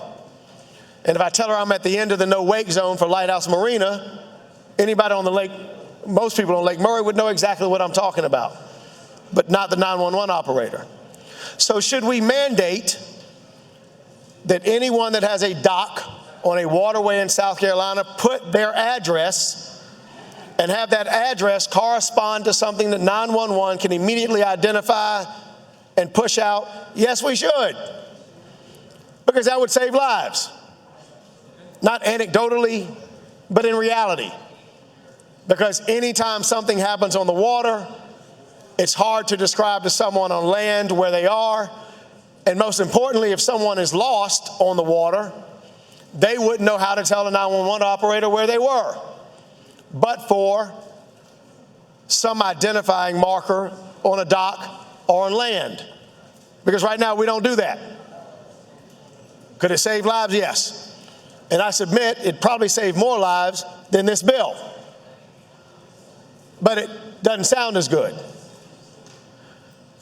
We talk about training to drive a boat. And I, like Mr. Ott, like Mr. Lowe, got a boat. I put it in the water, which took some time because backing a boat up is quite difficult. Putting in the water is difficult. And I hopped on the boat and I said, well, let me just go out real quick. And Mr. Moss, I needed you with me because about 2 minutes later I was lost. Hadn't even gone anywhere. But if you go out of Lighthouse Marina, past the no-wake zone, there's an island. And I went right. Well, going left means that you go on the other side of the island, and I didn't know where I was that quick. And this was pre-GPS and pre-iPhone. And I was truly lost. And there's a compass on the boat, but I don't know how to read a compass. So I just rode around for a while until I figured out where I was going. And over the years, I've realized that I'm not the only one. Because those of us that go on lakes all the time, somebody will pull up inevitably and say, can you tell me how to get back to the marina? Yep, this is what you do. This is how you do it. Look for this house. Look for this light. That's what you do. It's just dead reckoning. But you learn that over time. Making people take a course, I believe, would do this. It would stop them from turning on their dock lights on their pontoon boats when they're coming into the marina. And if it did nothing else, I would be supportive of that. Unfortunately, it's already illegal to have them on. They do it anyway. Just like the mistakes that people make when they're driving a car. Take a course, they still make the same mistakes, still do it. That's not what does it. It's applying common sense to what's going on. Common sense being allow people to call 911 and identify where they are. Make sure that when they do, that there is a response, because that's what most people don't realize, and why I brought up boating at night. Because a lot of times on Lake Murray, there are no police boats on the lake after 6 o'clock, 7 o'clock. On holidays, typically you can count on it. But even on weekends, there's no boat on the lake that belongs to DNR or Richland County or Lexington County, because they usually saturate when they know that there's a holiday or a festival. And so making it so that the police, that DNR, can have more access to boaters' lives. Mr. Rutherford, would you suspend your comments? Yes, sir. We have a message from the Senate. Clerk will read. Mr. Speaker, members of the House and Senate respectfully informs your honorable body that it insists upon its amendments. You proposed to House Senate Bill 399 and has appointed Verdon, Davis, and Hutto as conferees. Senate has insisted upon its amendments to Senate 399, and the chair appoints Herb Kurzman, Cobb, Hunter, and Hewitt as his conferees. Representative Rutherford, you may continue your remarks. Thank you, Mr. Speaker. Ladies and gentlemen of the House. Sorry about that. So, initially, when an accident happens on Lake Murray, I'm always trying to dig into it to see exactly what happened, because I want to know how we could prevent it, A. B, how to make sure that it's not something that would happen to me or my kids, and C, just for the broader knowledge of what's going on. What I see a lot of times are people that are out on the lake, out on a boat, and they hop in the water to go swimming. And they don't realize that although Lake Murray can look stagnant, it takes very little for a boat to float away from you, and they don't have on their life jacket. And so I mandate that anybody that jumps off of my boat or that is in the water anywhere near me, that they must wear a life jacket, because Lake Murray will swallow you up.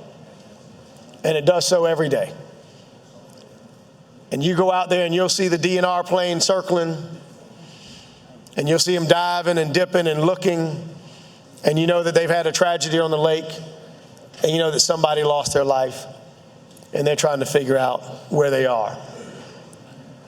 But one of the things that, if you notice, in most of the articles, someone fell off the boat, someone went swimming and didn't come back up.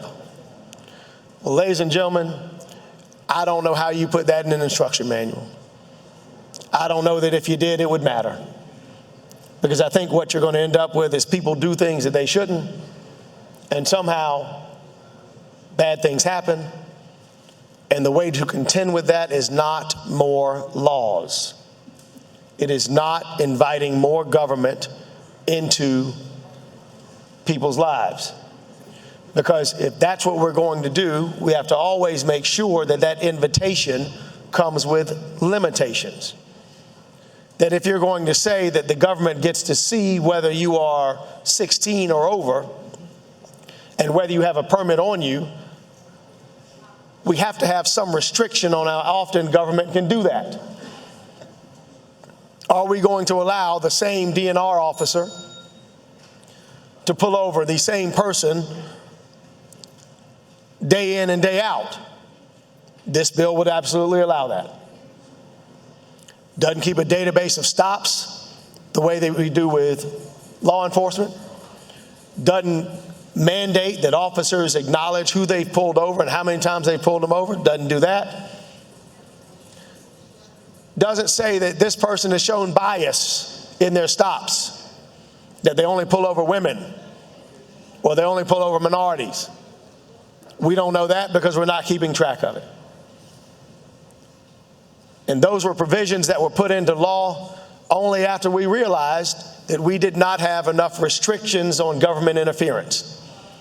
These are things that in my 20 some odd years up here, I've seen us realize that we had to do. So ladies and gentlemen, I believe in education. I believe that boaters should have education. I actually believe that the more of education you give people, the better off we are. The problem is, how do you do it? And it ain't through this bill. Representative Rutherford, you have some questions whenever you're ready for. Sure, yes, sir. Representative Kings first. Thank you, Mr. Speaker. Representative Rutherford, do you know if in this boater safety bill, if there is any conversation about people having the boater's license, at least having be certified as a lifeguard? If we're talking about boater safety and people drowning on the water? You know, you mentioned that to me earlier, and your comment was if we truly want to save lives, then we ought to mandate that people be lifeguards. And you're exactly right. I have stood on my dock and watched a young man tell me that he couldn't swim, and he then picked up, and he was, I think, 17, and there was a 17-year-old girl that he was trying to impress, and he picked her up and jumped in the lake with her. And I remembered that he said he couldn't swim. I went running off to the end of the dock, and I'm looking down in the water as he's looking up at me through the water, trying to come up, and he is doing his version of swimming. But if you've ever seen somebody swim that can't, it more resembles running. And he was going nowhere, and he was a real stocky kid, played football. So I had to lay down on the dock and reach my hand down and grab him and pull him up to the top. And I'm not certified as a lifeguard, but at that moment I wish I was. I was able to get him up without having to do CPR on him. But as I ran to the end of the dock, I noticed nobody was really paying attention but me. And he had gotten to the point where another 30 seconds, he probably would have gone down deeper than I could have seen him. And my dock at that point was probably 8 feet off the bottom. He probably would have never come up. My next question, because I'm trying to understand this bill as we're going along, will we have to increase the number of police on the water, and what fiscal impact would that be on us in reference to training new officers to be police on the water, and the number that we potentially will have to hire? I certainly hope not. I certainly hope that our first step would be, if we care about education, that we would allow DNR, Richland County, Lexington County, to set up at the major marinas, to set up at boat landings and offer boating safety right there on the spot, and tell people right there what they should be doing, what they should not be doing, because that, to me, is the best way to do it. I submit, Mr. King, that if we pass this bill, what you're going to have is DNR, again, DNR, the broad term for all the boat police, is DNR sitting at the end, or sitting right about 20 feet from the boat landing, watching people put in, waiting on them to get on their boat, waiting on them to get on their jet ski, and then so they can pull them over and ask them, where's your permit? Because that would be the way to ensnare people, rather than sitting at the boat landing and saying, hey, this is what you all ought to do. You have this jet ski, it has this much horsepower. Did you know it does this? Did you know that you have to be off the water before dusk? Did you know it does not have any lights, because jet skis don't? Did you know that it doesn't have a brake, because what they call a brake is really reverse? Did you know all of those things? That is a better way to address the issue of safety than to simply charge people because they don't have this permit. My next question to you is the educational component in reference to the training. What mechanisms in the bill do we have in the bill that assures that the training will be done without any discrepancies? In reference to what I mean by that, Mr. Rutherford, how do we know that we don't have a company that gives someone the answers to the test and just send them in a room and say, okay, just answer this and I'll give you a license?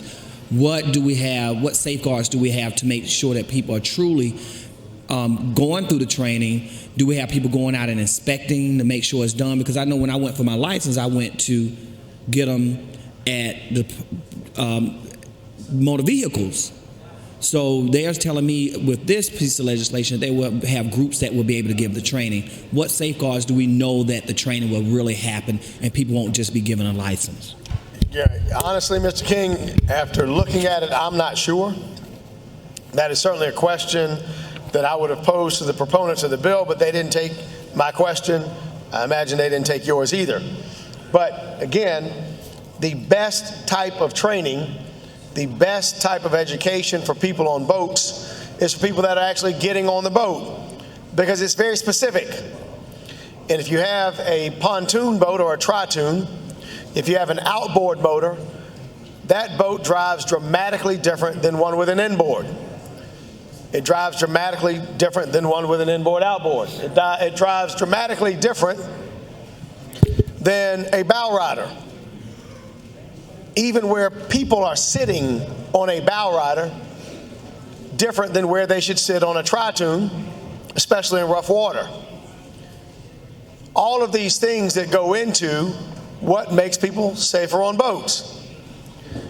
What I did not hear and what I was listening for, and I've heard talk of saving lives, where is the evidence-based practice that suggests that the training that is in this bill is exactly what would have saved X life? That this training is what we needed, because if we did this, it would have saved these 4 people. It would have done this for this group of people. Because quite honestly, as someone who has driven a boat in multiple places, in both Columbia and in South Carolina, in Charleston, driving a tritoon on Lake Murray is dramatically different than driving a center console in Charleston. And the harms that will befall you in Charleston related to oyster beds, related to tides, related to the dangers of running a boat in a harbor are different than running a boat on a lake. And if you're going to teach someone and expect to save lives, then do so. Teach them at the body of water. Teach them at the point of put-in. Teach them where they're going to be not only receptive, but it's applicable to how they are on the water. Mr. Rutherford, you had some more questions. You take them? Yes, sir. Representative Beach is next.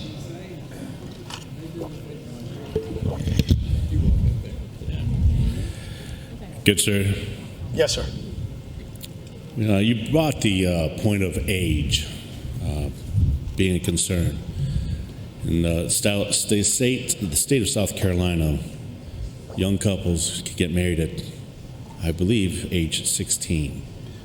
14 with parental consent, unless we changed it and I wasn't paying attention. Yeah, I think for girls. This is still South Carolina. Yeah, so you can marry your first cousin at the age of 14. Well, girls for 14, boys at 16. At the age of 14, you can marry your first cousin. She's a woman. I to know drive you're a man, but a yes, vehicle? with parental consent. And it can be done so by a notary public. So this is South Carolina. But And go to ahead. operate a vehicle? Good, sir? Do it? I'm sorry? And to operate a vehicle. You mean like my son driving my car when I tell him to back it out the driveway like that, or you mean on the highway? On the highway. So you mean legally, or like the way I did Legally. when I was 14 and my mom wasn't home? Which one you talking about? Well, as soon as my 'Cause feet this is could still touch South the Carolina, pedals, Mr. I was Beach. driving myself. I'm sorry. As soon as my feet could touch the pedals, I was driving for my mother. Yes, sir. Yeah, that's Yes, how sir. it is. But And then when she legally, went out of town, maybe a little bit different, but you know. well, Yeah, I think I don't think my mom's listening, but I'm sorry. Go ahead. to do these things. Representative Rutherford, no one's listening. With That friends might like be Mr. true. Hyatt, Mr. Beach, I don't need the speaker. Well, to operate vehicles and to get married, and it's all about the same age. And I don't think that the age is a made up one. I believe it's a good age, 16. Are you familiar with the phrase, "The fear of the Lord is the beginning of wisdom"? I don't know that I'm familiar with that. Impart me with your wisdom, Mr. Beach. Well, I have very little, but with what I have, for many years I've heard that phrase, "The fear of the Lord is the beginning of wisdom," and I didn't really understand that. It didn't click. but later in life, it did make sense to me. Somebody used an analogy once that when you go pet a lamb in a petting zoo, you have nothing to fear, so you'll reach out and pet it with your hand. But would you stick your arm in a cage of a lion? That's probably a dumb idea. And so what made me think about this question to ask you is that at the heart of what we're trying to do is to give some wisdom to our young 16-year-olds or younger to let them have a little fear of when they operate a vehicle on the water. When we go to take our licenses for motorcycles and cars and planes, there is inherently a little fear of if you mess up, you could cost the lives of others. And I think that this program, the certificate for boating safety, is necessary to have instill a little fear into the public so that they can be more aware of the dangers and the responsibility of keeping others. Because, sir, if you might know that I am a conservative. I love life, liberty, and the pursuit of happiness. And so I believe if we are here to protect those three things, that we instill responsibility and fear of poor choices that could be made. And I would ask you and others to consider those things when we vote in favor of this bill. Thank you. It's interesting, Mr. Beach, because we get to decide that which we are when we describe ourselves. And we describe ourselves and we talk about things like the fear of God. And then we vote on things that are exactly opposite of that which we say that we are. Because if we recognize that we are a conservative, then we are conserving the way that things are, which means that anytime we step outside of those bounds, we should be very careful and very deliberate, because that is not very conservative to step outside of those bounds. And so while I do not describe myself as a conservative, I do describe myself as someone that doesn't believe that government power should be expanded without limitation. And you, as a self-described conservative, should look for the least invasive method of government reaching out, because that's the nature of conservatism. It is to conserve, not to liberally reach out and do things that government has not previously done. And the reason why that's so important is because what I suggested to the proponents of this bill is that they incentivize the education first, that they allow people to receive this education, and in exchange for going out and getting educated, they would be able to do X or do Y, because the government should first incentivize before it penalizes if you are taking a conservative approach. A conservative approach would not be to take persons who have not broken the law as of yet, add a law that they're now breaking if they don't know about it, and penalize them because of it. Because there are persons out there right now that are not going to hear this debate, that are turning 16 at some point in the near future, and who will not know because they live in Newberry with their 2 new boats, or maybe it's 1. And so they're going to get pulled over and be in violation. Rather than providing them the incentive now, because it is against the law for you to drive a jet ski if you're under the age of 16, unless you got this license, my understanding. And so incentivize all the people that are coming of age now to go ahead and get this education. And if you do so, then you can drive your jet ski sooner than later. Then you can drive your boat sooner than later. If you incentivize before you penalize, then you have truly done that which you could describe as conservative. Because if not, and you're not taking the least aggressive approach, then it's hard to argue for being a conservative, but for the fact that that's how we describe ourselves. Because the reality is, if you're going to say what you're going to learn are things that we learned from all the accident reconstructions that we've done. And all the accidents in South Carolina, we know that the top cause of accidents on boats is X. So that's the first thing we're going to teach. The next thing is Y. That's the second thing we're going to teach. And we go down from there. And we even make it relate to the body of water where we typically are going to find those mistakes being made. Talking about docking lights on a tri-tune is a waste of time down at the marina in Charleston, because most people have center consoles. Talking about deep sea fishing on Lake Murray is a waste of time. And so taking the conservative approach, it is more of a rifle shot than a shotgun, and it is teaching people what they need to know in order to save lives.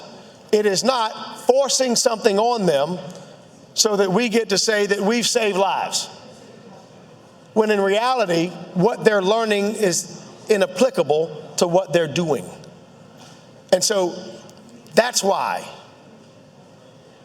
I am still opposed to this bill, and that's why, although I recognize that 16 is a good age, it is a good age where people start to fear God. And I recognize, like you said, that if you see a lamb, you really want to touch it, but you probably shouldn't stick your hand in a lion's cage. But if you've ever been to Africa, you know the guides will tell you that you can walk right up to a lion, because they don't recognize human beings as neither friend nor foe. And so therein lies my point, which is what we talk about here has no applicability to a world where they live without fear of humans and without a belief that they need to attack and try and eat us because we're not a food source. And so it goes to teaching people that which they absolutely need to know in order to save lives, rather than teaching people so that we can say we did good and pat ourselves on the back. Representative Chapman's next question. Thank you, Mr. Speaker. Thank you, Mr. Rutherford, for taking my simple, brief question. Talk as long as you want. No, I promise it'll be brief. Your 13-year-old son, who you said he's a proud carrying card holder, that he took the boating safety, would you say that he is a more safe boater because he has taken that class? And part of that, do you think he's more safe as a 13-year-old taking that class than you were as a 13-year-old? Yes or no? Well, as a 13-year-old, I didn't have a boat, and neither did my daddy. If you did. Well, neither did my daddy, and so it really didn't matter. But what I can tell you is this. As a 13-year-old who has taken the course, do I think he's a better boater? No. Because most of the problems that I have with people trying to boat is watching them try and dock a boat. And that ain't something you can teach in a course. Secondarily, what he has learned since he was a child, he learned from me, which was wear a life jacket when you get in the water, don't drink and drive, watch other people around you. This is when you turn on your lights. This is the time when you turn on your lights. So he learned that from me. So taking that course, do I think that made him a safer boater? The answer is no. However, do I believe that education is at the heart of everything? I do. That's why I didn't vote that you could carry a gun without taking a class. Don't know how you did, but I also know that if you believe that I can have a gun and carry that gun in public without taking a class, I don't know that I'd be asking me questions about driving a boat without reading a book. Okay, I'll do a little bit of a follow-up. Yes, sir. Break Come on. my question. First, I believe you're confusing a right with a privilege. That's my only point to the gun versus a boat. Second is that you're saying that your son, now he has the opportunity that he's had a good mentor in you teaching him about boating safety. But for somebody who hasn't had that privilege of having a mentor like you, is he better off having taken the class versus not taking the class? So, first of all, I will let him know that you said I'm a good mentor, and I appreciate that. And I will apply that to a much broader category than just boating. I'll take liberal use of that. But please understand this. I think that education is always a good thing. I also think that government should incentivize it, not simply penalize it. Lastly, I'll say this. I'm not confusing a right with a privilege, because other people have rights as well. And my right to be left alone by someone that is standing next to me with a gun without a permit is my right as well. And so we always have things that we have to balance. I believe that you should have the ability to own guns, and in fact, I tried to put in an amendment which would restore people's rights to own guns. Law enforcement took it out. You all agreed, and so we didn't put it in. So, no, I'm not confused about rights and privileges. I'm also not confused about what works and what doesn't. And I know that incentivizing education has always been the best way to approach it, rather than penalizing those that don't get it.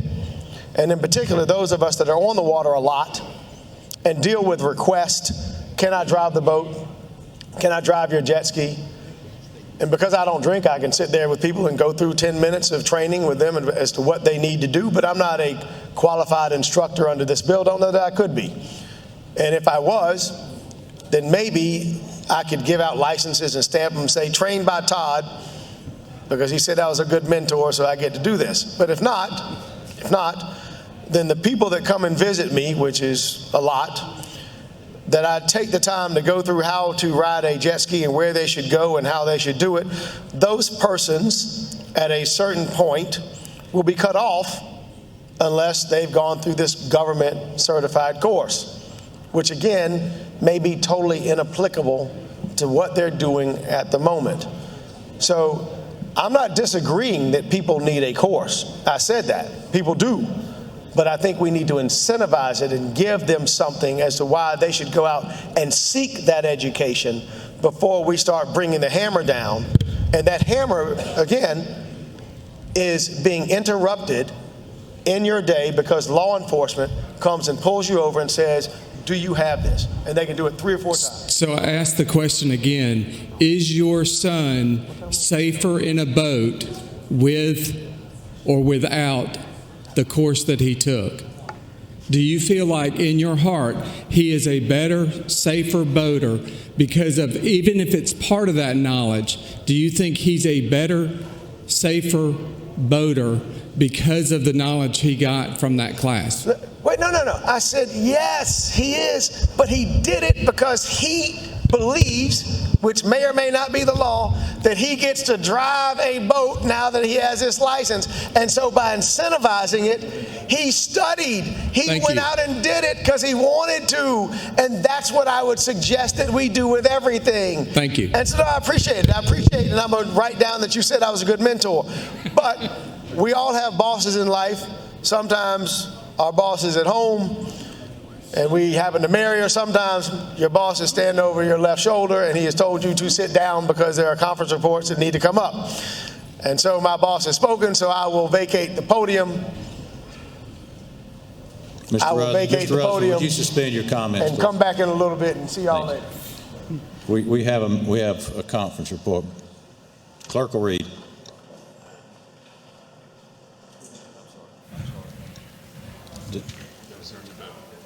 Mr. Wooten, you have a motion. Yes, sir, Mr. Speaker. Thank you. I would ask that we adjourn debate till Tuesday morning. What's the date? May 16th. Mr. Wooten has made a motion that we adjourn debate on this bill until Tuesday, May the 16th.